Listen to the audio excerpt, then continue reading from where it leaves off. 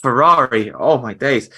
So obviously we've mentioned Charles Leclerc. He had the incident in the first lap. We were saying that the guy needs a break. He did not get one.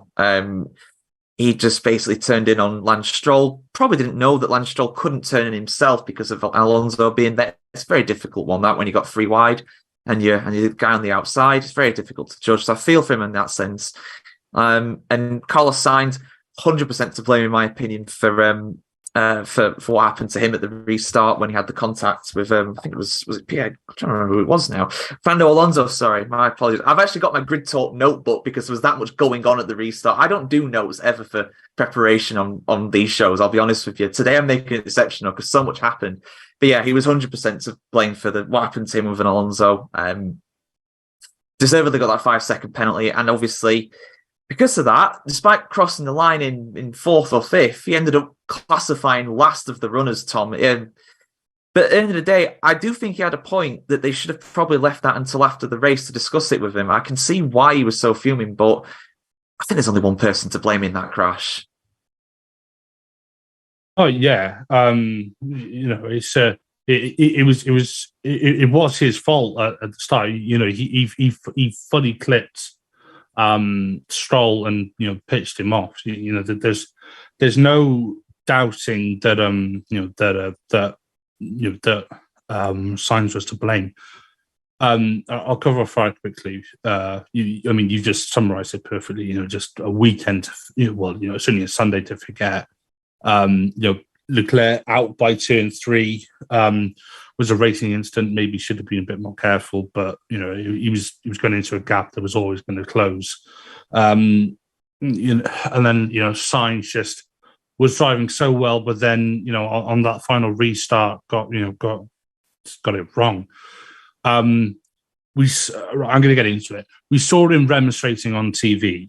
And then we heard some of the team radio where he was going back to his engineer Ricky, saying you need to fight this, you need to make it right, whatever. The FIA have just outdone themselves today, mate. Honestly, tell me, how on earth can you give a penalty to a driver when that lap is null and void? We didn't even complete the lap.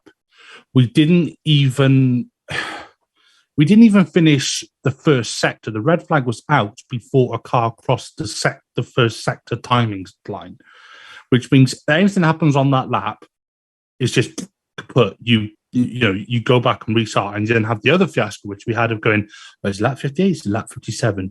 Who starts where? Do I start P4? Do I start P5? Is how can I get on the podium? What day of the week is it? I don't know. Is my auntie my uncle? Who knows? And then so how can they give a penalty to a driver on a lap that hasn't happened? Because they can say, we give you 5-second penalty for lap 50. Oh, hang on a minute. Because if they're going to say lap 58, well, lap 58, according to the time sheets, was behind the safety car because they went round and completed the lap, because lap 58 was when we had the rolling restart to finish the race. So tell me where in the timing sheets that happened. It's just the FIA yet again. Just get it. I don't think it's the FIA. Well, obviously it is the FIA because they're the ones who are in charge of this kind of thing. But there are so many rules and regulations and different wordings and gentlemen's agreements and the disagreement, that agreement, that things just get so muddled up.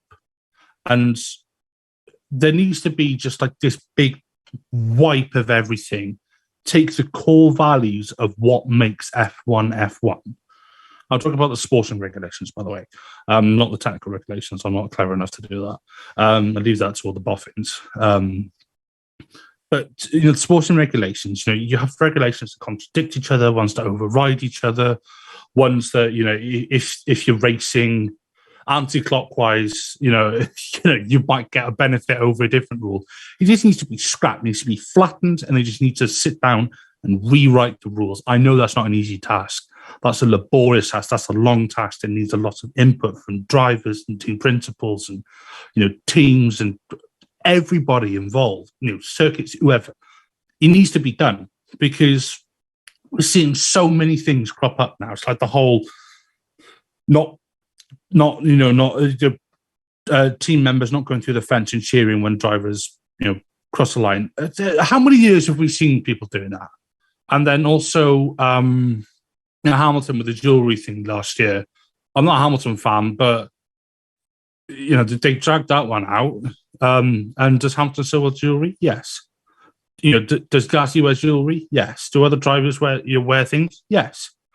So I get that we need to enforce all the rules, but you can't just suddenly start saying, okay, well, we're now going to start enforcing this rule, because once you set a precedent, that's it.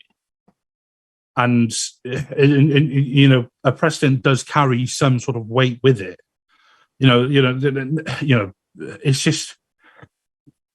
It was just an absolute. I can't use that word. It was an absolute mess. You know what I was going to say. It was an absolute mess at the end of the race today, and the whole sort of like negotiation. Well, not negotiation, but the whole sort of like going back and forth, just like, are we starting on this lap? Are we starting on that lap? Karun Chandler made a good point in the commentary. He said he'd been reading for 10 minutes. He was on page 53, and he still couldn't find anything to do with the safety car restart that was relevant. And it was a fact that Ted Kravitz said, or I think it was Crofty, said there are 4 possible outcomes. It's like, it shouldn't be like that. It's like, if we haven't crossed sector 1, you roll back to the previous lap. It shouldn't have taken that long. Sainz shouldn't have got a penalty, but he did.